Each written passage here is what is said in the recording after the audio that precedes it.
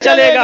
आरक्षण विरोधी न्यायपालिका नहीं चलेगा, नहीं चलेगा, दलित विरोधी न्यायपालिका नहीं चलेगा, नहीं चलेगा, परिवारवादी न्यायपालिका नहीं चलेगा, नहीं चलेगा, न्यायपालिका होश में आओ। होश में आओ, होश में आओ। जातिवादी न्यायपालिका नहीं चलेगा, नहीं चलेगा, नहीं चलेगा।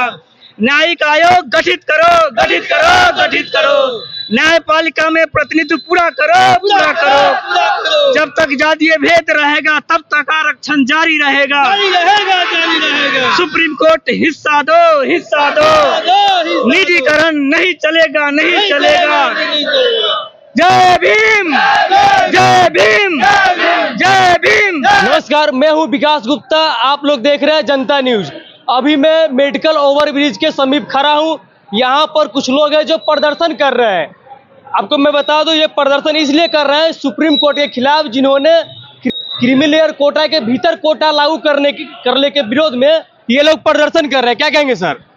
इसमें केंद्र सरकार जो अध्यादेश लाने की बात की थी वो नहीं हुआ अभी तक मांग पूरा, और सर्वोच्च न्यायालय द्वारा जो कोटा में कोटा लागू किया गया, इसके विरोध में हम लोग आज बंदी कर रहे हैं। अच्छा, इससे क्या कारण है? क्या कारण है कि इसमें SC ST को कोई जाति नहीं किया गया, केवल SC ST के पिछड़ापन पर, सचिन पिछड़ापन पर इसमें रिजर्वेशन दिया गया, लेकिन इसमें जाति बाई जाति तोड़ कर रखा जा रहा है, जिससे दलित एकजुट नहीं हो और अपना अधिकार प्राप्त नहीं कर सके। अच्छा, क्या कहेंगे? इसमें जिस तरीके से OBC को क्रीमी लेयर लागू हुआ, SC ST सॉरी ये उदाहरण के तौर पे है, OBC को जिस तरह ये क्रीमी लेयर लागू हुआ, 52% संख्या होने के बावजूद 27% आरक्षण मिला, और 27% में उनको 5% हिस्सेदारी है अभी वर्तमान में।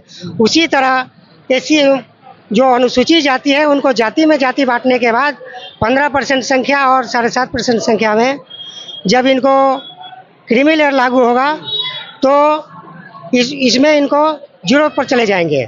जिस तरीके से दांत वाले को अगर चना न दिया जाए और बिना दांत वाले को चना दिया जाए, इसका मूल मतलब ये होता है कि दोनों पीरियड में चना अपने पास रख लेना। सुप्रीम कोर्ट का साफ साफ कहना है किसी एक व्यक्ति को हम 100% आरक्षण नहीं दे सकते हैं। तो सुप्रीम कोर्ट कानून नहीं बना सकता है, कौन बनाएगा?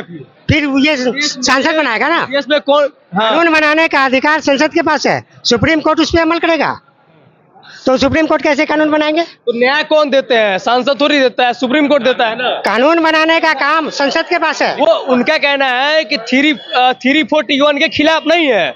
जो आर्टिकल 341 है, सुप्रीम कोर्ट का साफ साफ कहना है कि ये जो हमने किया है ये धारा 341 के खिलाफ नहीं है। धारा 341 के खिलाफ नहीं है, लेकिन इनडायरेक्ट उनको 0 कर देना है। जैसे जो भी कानून अगर बनता है तो उसमें संसद के द्वारा बनाया जाता है, न कि सुप्रीम कोर्ट के द्वारा बनाया जाएगा। ठीक है, अभी आ रहे हैं। क्या कह रहे हैं सर?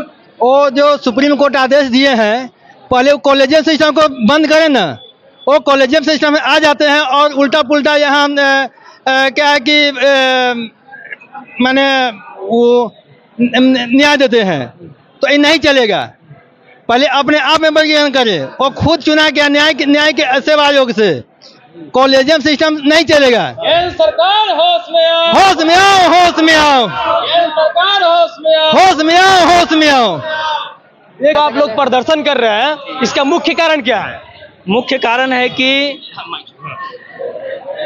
इस आंदोलन का मुख्य कारण है कि उच्चतम न्यायालय द्वारा हमारे अनुसूचित जाति जनजाति आरक्षण को बंटवारा करना चाहती है, क्योंकि हमारे समाज को आपस में इसमें लड़ाना चाहती है, जो हमारे इस संवैधानिक तरीके से यह गलत है।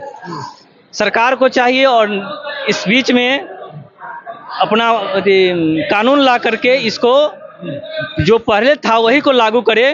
यदि सुप्रीम कोर्ट को भी चाहिए कि जो कानून लाए हैं उसको वापस ले। उनका कहना है कि जो हमने ये कानून लाया है वो आर्टिकल 341 के उल्लंघन नहीं है। ठीक है, उल्लंघन नहीं है, लेकिन हमारे समाज को लड़ाने का, जो पढ़ा लिखा नहीं है उसको रिजर्वेशन के द्वारा नौकरी देना, पढ़ा लिखा नहीं है उसको कहाँ से नौकरी देंगे, और जो पढ़ा लिखा है उसको दरकिरार करना, क्योंकि सीधा शब्द इसमें आता है कि रिजर्वेशन को समाप्त करना।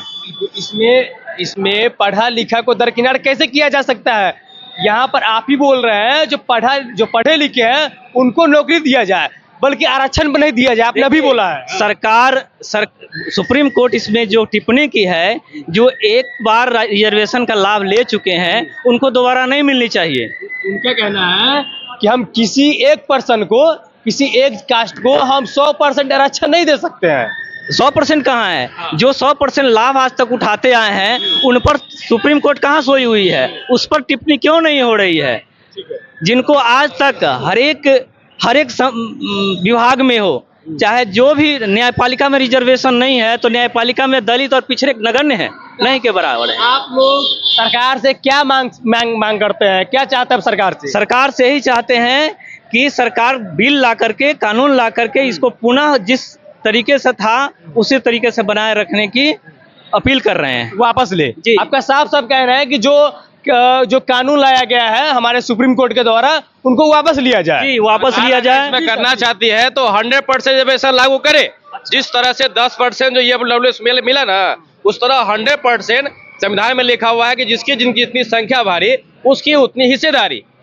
अगर 10% वाले को 10% मिला हुआ है तो जब 25% वाले SC/ST उसको भी इसमें मिलना चाहिए। बात बताइए, और क्या 12% इस वाले देश को में मिलना इस चाहिए। देश में अगर आरक्षण 100% मिलेगा तो क्या यह देश चल पाएगा? क्यों नहीं चलेगा?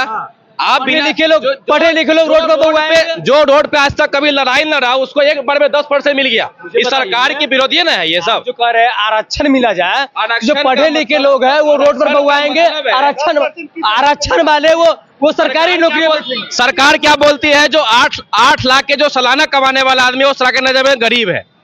ये जो EWS जो मिला अभी रिजर्वेशन 10%, उसमें 80,000 के जो महीना कमाने वाले सरकार को गरीब लगता है, और जो आदमी जो रिक्शा चलाने वाला आदमी सरकार को लगता है कि वो अमीर है। उस रिजर्वेशन को सरकार खत्म करना चाह रहा है, और जो सालाना 8 लाख रुपए जो कमाने वाला लोग है वो सरकार के नजर में अमीर दिखाई देता है। ये सिस्टम को खत्म करे सरकार, और जो सिस्टम पहले चल रहा था उसको वही रहने दे। और क्या क्या मांगे आपको? सिस्टम को और क्या क्या मांगे आपकी सरकार से? जो अत्याचार हो रही है, अभी ये जाके देखिए अब मुजफ्फरपुर में जो पहाड़ी में जो घटना हुआ, उस सरकार पे इस चीज को लगाम लगाए और आइंदा इस पे ठोस कड़ी से कड़ी कानून बनाए, जो आइंदा इस जिंदगी में कभी दोबारा कोई ऐसा व्यक्ति करने के बारे में सोचे भी नहीं। ढेर सारा घटना भी दलित पे लगातार अत्याचार होते जा रहा है दिन पर दिन। पारू वाले पे क्या कहेंगे आप? पारू वाले पर सर, पारू वाले पर कहना चाहेंगे अभी हम लोग किस लिए कि वो तो जो चल रहा है। मुख्य रूप से हम लोग आज के सुप्रीम कोर्ट के निर्णय के आलोक में हम विरोध कर रहे हैं। कॉलेजियस सिस्टम को समाप्त किया जाए और इसका आयोग बना करके परीक्षा लेकर के रिजर्वेशन ला करके उसमें सभी को न्यायपालिका में जाने के लिए आदेश दिया जाए। जी। पारू पे क्या कहेंगे सर? पारू पे अभी कुछ नहीं, प्रशासन अपना काम कर रही है, वो अपना काम करके अपना आगे डिसीजन देगी। क्या इस तरह के घंटा को अंजाम देना सही है? नहीं, इस तरह बहुत मैंने कि एक तरह से यह हमारे समाज को, खास करके दलित समाज को यह टारगेट किया जा रहा है। हर क्षेत्र जहां भी देखते हैं दलित समाज की लड़कियों को रेप कर दिया जाता है, मार दिया जाता है। और स्तन काटने की बात फिर आई है, जो पूर्व में स्तन काटा जा रहा था नंगेली, उसी तरह से फिर घटना को अंजाम दिया जा रहा है। यह दुर्भाग्यपूर्ण है और सरकार को इस पर शर्मिंदा करना चाहिए और ठोस से कदम उठा करके वह जल्द से जल्द उसको फांसी की सजा देनी चाहिए वैसे व्यक्तियों को।